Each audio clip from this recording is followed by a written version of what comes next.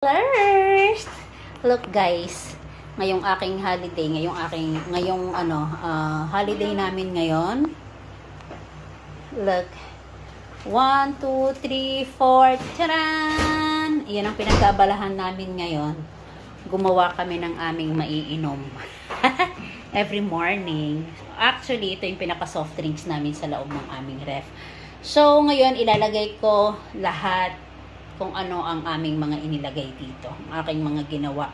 Ano to, blender lang ginamit ko dito, guys. So, may green smoothies tayo ngayon.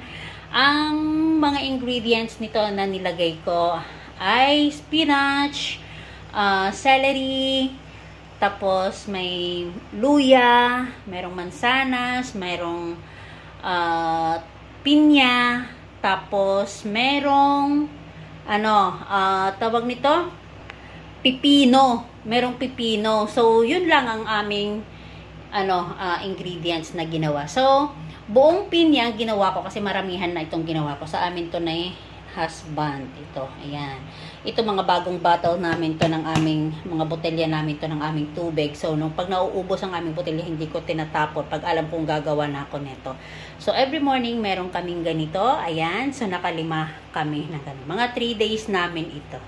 Ayan, tapos lalagay lang namin sa ref. Instead of soft drinks, ayan ang laman ng aming ref.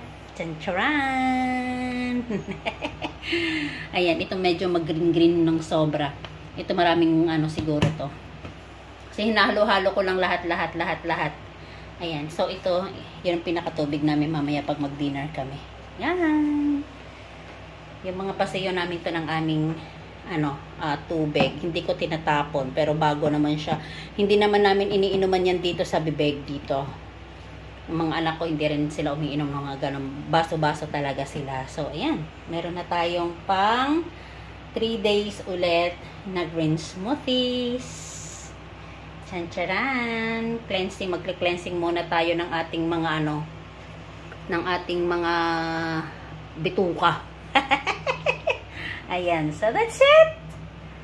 Thank you for watching. Babush!